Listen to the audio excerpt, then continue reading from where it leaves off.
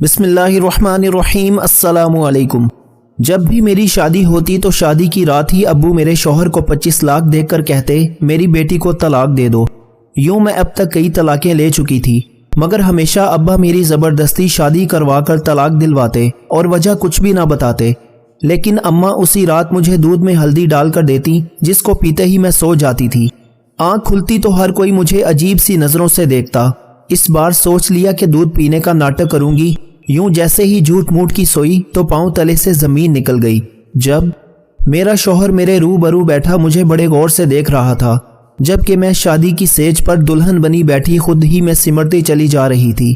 میں منتظر تھی کہ احمر کچھ تو کہے گا، مگر اسے یوں بیٹھے بیٹھے جب بڑی دیر ہو گئی تو میں نے اپنی پلکیں اٹھا کر دیکھا تو اس کو خود میں محو پایا تھا۔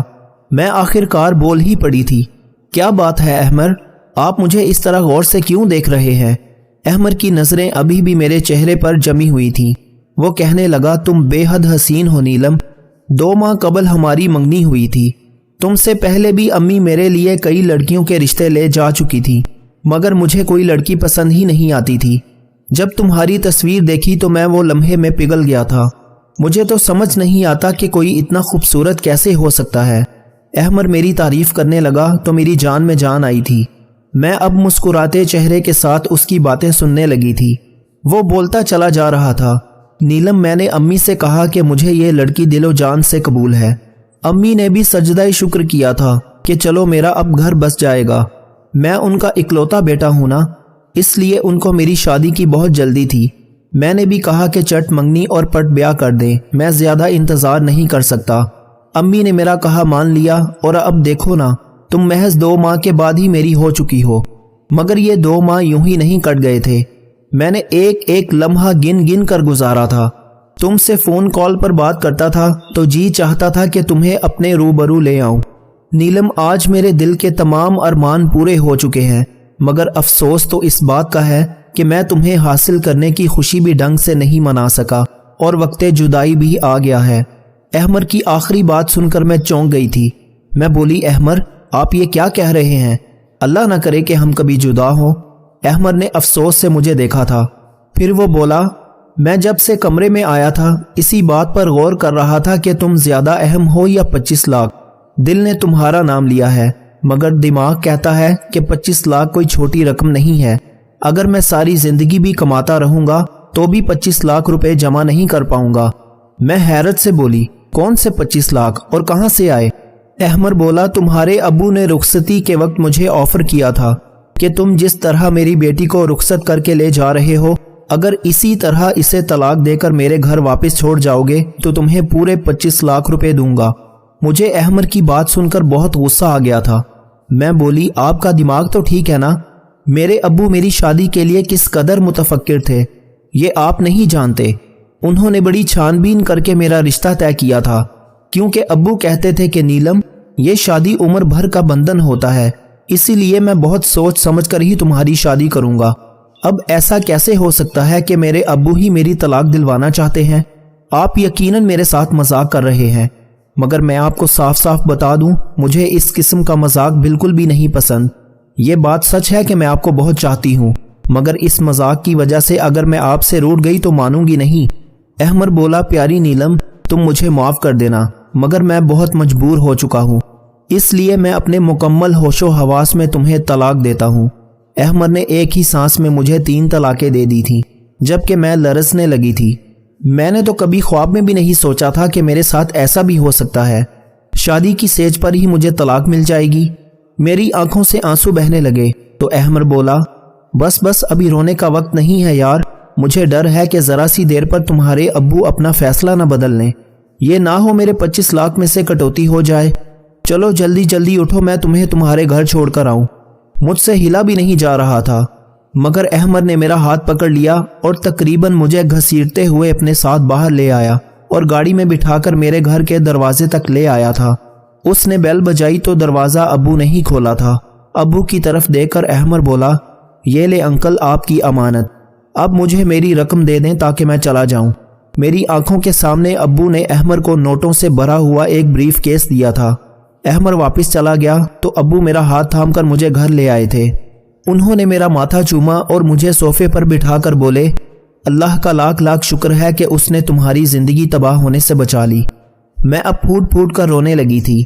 میں بولی، ابو مجھے بتائیں یہ آپ نے میرے ساتھ کیا کیا؟ آپ نے مجھے رسوا کیوں کر دیا؟ میں نے تو سنا تھا کہ باپ اپنی بیٹیوں کے گھر بسانے کی خاطر بہت کچھ کر جاتے ہیں، مگر آپ نے تو میرے شوہر کو پیسوں کا لالچ دے کر میری طلاق کروا دی۔ میں اب طلاق کا ٹھپا ماتھے پر سجا کر کہاں پھروں گی؟ روتے روتے میری ہچکی بن گئی تھی۔ اتنی دیر میں امی میرے لیے ہلدی ملا دودھ لے آئی تھیں۔ وہ کہنے لگی، میری بیٹی یہ دودھ پی لو۔ میں چیخ پڑی تھی۔ میں بولی، امی میرا گھر اجڑ گیا ہے، میں شادی کی پہلی رات ہی طلاق لے کر گھر واپس آ چکی ہوں۔ اس سب کے پیچھے کوئی اور نہیں بلکہ میرا سگا باپ ہے۔ ایسے میں آپ مجھے دلاسا دینے کی بجائے، اپنے شوہر کا گریبان پکڑنے کی بجائے میرے لیے ہلدی والا دودھ لے آئی ہیں۔ مجھے بتائیں کیا یہاں پر کوئی مذاق ہو رہا ہے؟ امی نے میرے دونوں ہاتھ تھام لیے تھے، جبکہ ابو بولے، نیلم جب تمہارا نکاح احمر کے ساتھ ہو گیا تو اس کے ایک رشتہ دار نے میرے کان میں آ کر مجھے بتایا تھا کہ احمر اور اس کے گھر والے فراڈیے ہیں۔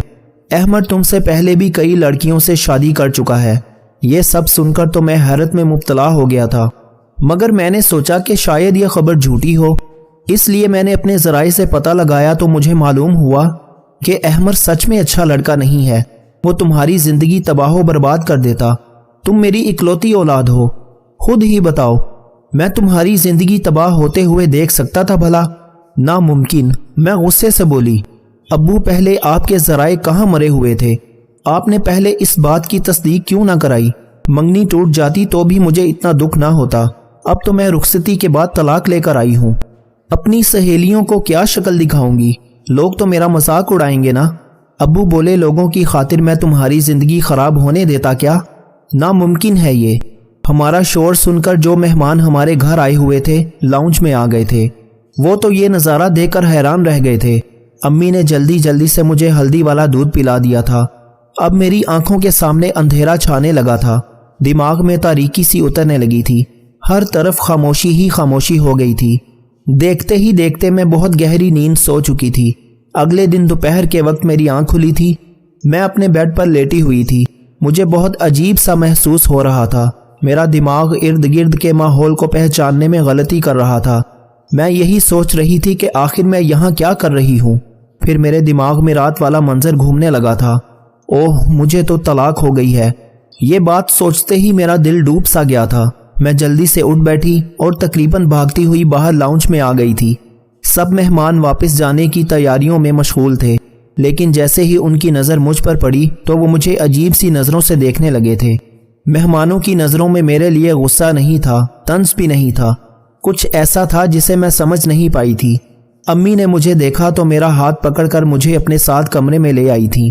وہ کہنے لگی، نیلم تم دل چھوٹا مت کرنا، میں تمہارا گھر ضرور بساؤں گی اور ایک ایسے شخص کو تمہارا ہم سفر بناؤں گی جو تمہیں سر آنکھوں پر بٹھا کر رکھے گا، تمہیں دنیا کی خوشیاں دلائے گا۔ تم اپنا دل غمزدہ مت کرو۔ جب تک تمام مہمان چلے نہیں گئے تھے میں امی کے کمرے میں ہی چھپ کر بیٹھی رہی تھی۔ مجھ میں اتنی ہمت نہیں تھی کہ کسی کا سامنا کر سکوں۔ خیر جب شور تھم گیا تو میں اپنے کمرے میں واپس آ گئی تھی۔ میں نے اپنا موبائل اٹھا لیا تھا اور احمر کے ساتھ اپنی پرانی چیٹ پڑھنے لگی تھی۔ اس نے ہر میسج میں میرے ساتھ اظہار محبت کیا تھا۔ اس نے ہمیشہ ساتھ نبھانے کی قسمیں کھائی تھیں۔ اس کے ہر میسج میں یہی لکھا تھا کہ وہ مجھے کبھی نہیں چھوڑے گا۔ کیا ایسی باتیں کرنے والا شخص دھوکے باز ہو سکتا ہے؟ میرے دل سے یہی صدا آئی تھی کہ نہیں نہیں، ایسا نہیں ہو سکتا۔ تب مجھے ابو سے بے انتہا نفرت محسوس ہوئی تھی۔ ان کی وجہ سے میرا گھر ٹوٹ گیا تھا۔ میں لوگوں سے ڈرنے لگی تھی، اس لیے گھر سے باہر نہیں نکلتی تھی۔ جبکہ ابو جب یہ سب دیکھتے تو نہایت افسردہ ہو جاتے تھے۔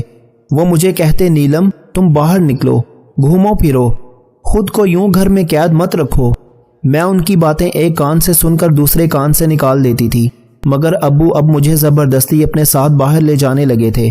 وہ مجھے بہت زیادہ وقت دیتے تھے، وہ مجھے ہر وقت سمجھاتے رہتے تھے۔ ایک دن مجھ سے کہنے لگے، تمہیں چاکلیٹ پسند ہے نا؟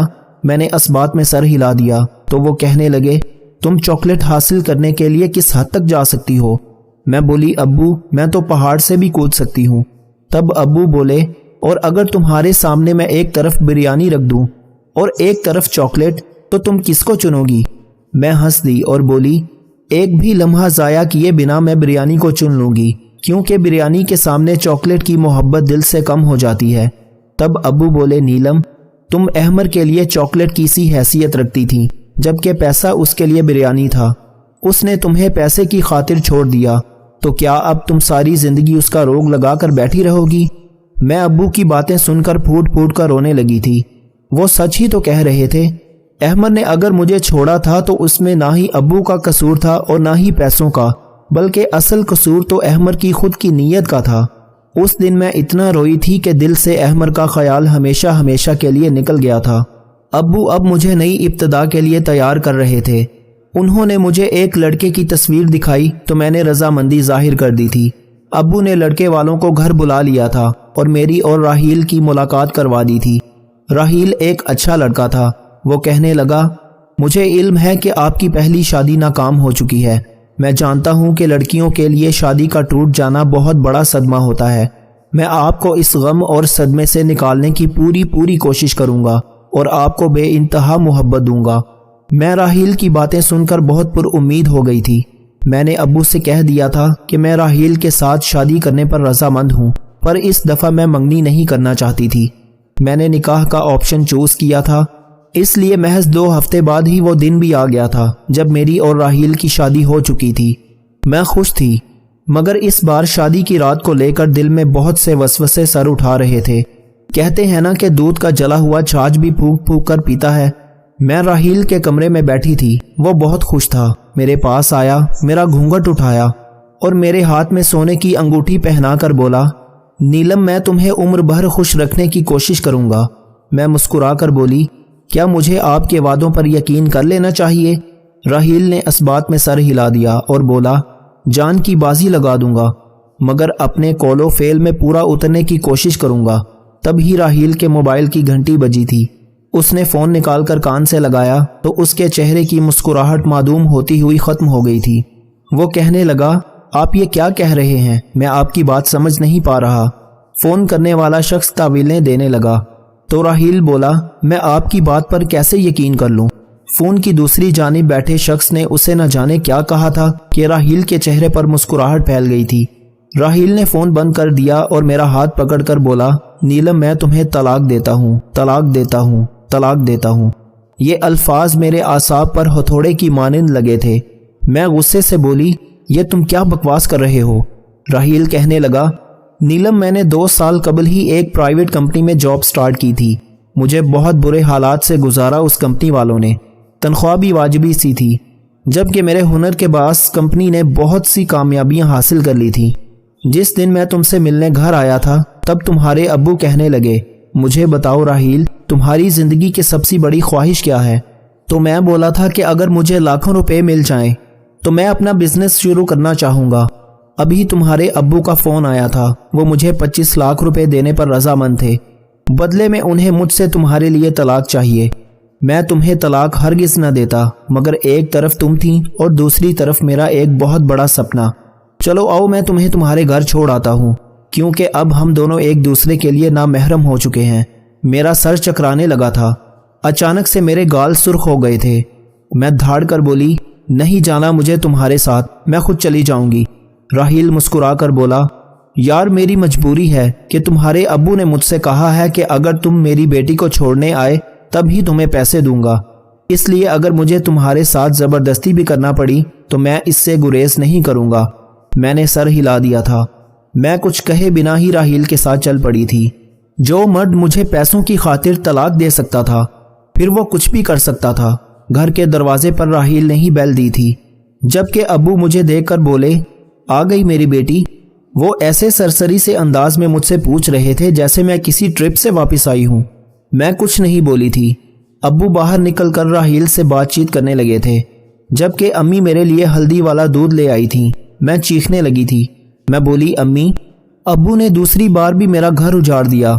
تبھی مجھے پیچھے سے ابو کی آواز سنائی دی تھی۔ وہ کہنے لگے میں نے تمہیں بچانے کے لیے یہ سب کیا ہے۔ راحیل ایک اچھا لڑکا نہیں تھا، وہ تمہیں خوش نہیں رکھ پاتا۔ میں غصے سے بولی ابو مجھے حیرت ہوتی ہے کہ آپ نے کروڑوں کا بزنس تنہا کیسے سنبھالا ہوا ہے، جبکہ آپ میں تو قوت فیصلہ ہی نہیں ہے۔ آپ کو تو اتنا بھی علم نہیں ہے کہ مقابل شخص اچھا ہے یا دھوکے باز۔ آپ کو لوگوں کی پرکھ ہی نہیں ہے، آپ ایک فیل انسان ہیں۔ میری دھاڑ سے امی دہل رہی تھی۔ امی کہنے لگی بیٹا یہ دودھ پی لو، تمہیں سکون مل جائے گا۔ میں نے نفی میں سر ہلا دیا تھا، مگر امی نے زبردستی مجھے دودھ دے دیا تھا۔ دودھ پیتے ہی مجھے سکون مل گیا تھا، مجھے نیند آ گئی تھی۔ اگلے دن میں بہت دیر سے اٹھی تھی، دن چڑھ آیا تھا۔ میں سو کر اٹھی تو میرے گھر کے ملازمین مجھے بہت حیرت سے دیکھ رہے تھے۔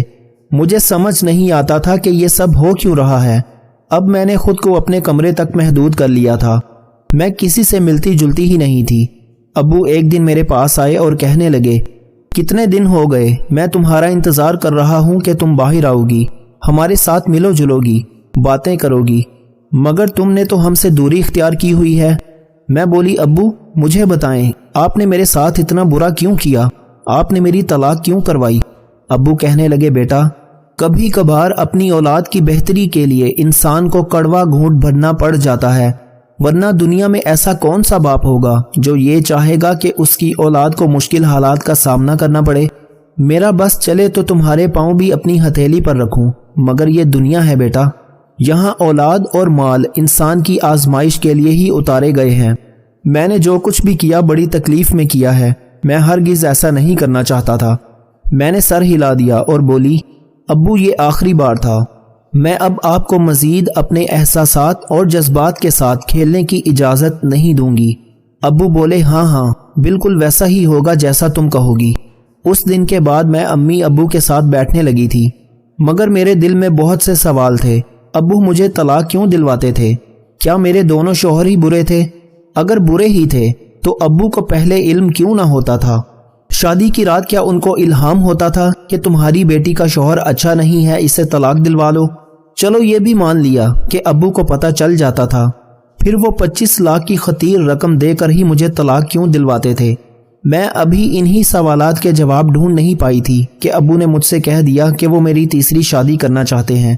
میں تو ابو کی بات سن کر ہی آپے سے باہر ہو گئی تھی۔ میں بولی نہیں ابو اب بس ہو گئی ہے، میں آپ کو اپنی زندگی کے ساتھ کھلواڑ کرنے کی اجازت نہیں دوں گی۔ ابو بولے بیٹا اب کی بار میں نے تمہارے لیے بہت اچھا رشتہ ڈھونڈا ہے۔ میں بولی ابو اگر میرے لیے لڑکا آسمان سے بھی اتر کر آ جائے تو بھی میں تیسری بار شادی نہیں کروں گی۔ ابو نے میرے سامنے ہاتھ جوڑ دیے اور پھوٹ پھوٹ کر رونے لگے تھے۔ وہ بولے میں جب تمہیں اداس اور غم زدہ دیکھتا ہوں میرا دل 100 کرچیوں میں بٹ جاتا ہے۔ میری بیٹی مجھے معاف کر دو، میں اگر تمہیں یوں ہی اداس دیکھتا رہا تو اپنی جان اپنے ہاتھوں سے لے لوں گا۔ میں تو ابو کی بات سن کر ہی گھبرا گئی تھی، وہ اس حد تک بھی جا سکتے تھے کیا؟ میں بولی ابو آپ مجھے مجبور مت کریں۔ ابو کے آنسو تھمتے ہی نہیں تھے، اس لیے میں نے ان کی بات مان لی تھی۔ میں تیسری شادی کے لیے تیار ہو چکی تھی، مگر میں اس بار نہ تو ذہنی طور پر آمادہ تھی اور نہ ہی جذباتی طور پر، بس ایک مجبوری تھی جو مجھے نبھانا پڑ رہی تھی۔ میری تیسری شادی کی رات بھی میری دوسری شادیوں کی طرح ہی گزر رہی تھی۔ میرے تیسرے شوہر نے بھی میرے باپ کے کہنے میں آ کر مجھے طلاق دے دی تھی۔ میں غم و غصے سے پاگل ہو گئی تھی، مجھے سمجھ نہیں آتا تھا کہ کیا کروں اور کیا نہ کروں۔ دل چاہتا تھا کہ پوری دنیا کو آگ لگا دوں اور شروعات اپنے باپ کے گھر سے کروں۔ میرا تیسرا شوہر بھی مجھے میرے والدین کے گھر چھوڑ کر چلا گیا تھا۔ اب مجھے اپنے والدین سے نفرت ہو گئی تھی۔ ابو اگر یہ سب کر رہے تھے تو امی انہیں روکتی کیوں نہ تھی؟ وہ تو میرے لیے ہلدی والا دودھ لے کر حاضر ہو جایا کرتی تھی۔ 1 مہینہ ہی سکون سے گزرا ہوگا کہ ابو کو پھر سے میری شادی کا چاؤ ہو گیا تھا۔ وہ کہنے لگے میری پیاری بیٹی میں تمہارا گھر بسانا چاہتا ہوں۔ میں غصے سے بولی میں آپ کے منہ سے دوبارہ یہ الفاظ نہیں سننا چاہتی۔ تو ابو کہنے لگے ٹھیک ہے، اگر میری بیٹی کا گھر نہیں بس سکتا تو میرا گھر بھی کیوں ہے، میں تمہاری ماں کو طلاق دے کر خود کو اذیت دوں گا۔ میں ابو کی جانب بڑی حیرت سے دیکھتی رہی تھی، کیا یہ ان کی محبت ہی میرے لیے یا پھر وہ مجھے بلیک میل کر رہے تھے؟ مگر کیوں؟ یہ کیوں اب میرے حواس پر سوار ہو گیا تھا؟ اس کا جواب مجھے چاہیے ہی چاہیے تھا۔ اس لیے میں بولی جی ابو ٹھیک ہے، میں شادی کرنے کو تیار ہوں۔ ابو نے میرے لیے بر تو پہلے سے ہی ڈھونڈ رکھا تھا، بس میری طرف سے اجازت ملنے کی ہی دیر تھی۔ میری شادی کر دی گئی تھی۔ میں نے لڑکے کی تصویر دیکھی تھی۔ ابو کہہ رہے تھے کہ شادی سے پہلے ایک بار مل لو، مگر میں نے انکار کر دیا تھا کیونکہ میں جانتی تھی کہ اس نکاح کا انجام بھی طلاق پر ہی ہونا تھا۔ خیر مقررہ دن پر شادی ہو گئی۔ میں اپنے چوتھے شوہر کی سیج پر بیٹھی تھی۔ رضوان میرے پاس آیا تو کہنے لگا، نیلم میں یہ نہیں پوچھوں گا کہ تمہاری 3 طلاقیں کیوں ہوئی ہیں، میں نے تمہیں دل و جان سے قبول کر لیا ہے۔ میں مسکرا کر بولی، تم فکر مت کرو، تمہیں تھوڑی ہی دیر میں علم ہو جائے گا کہ مجھے 3 بار طلاق کیوں ہوئی تھی۔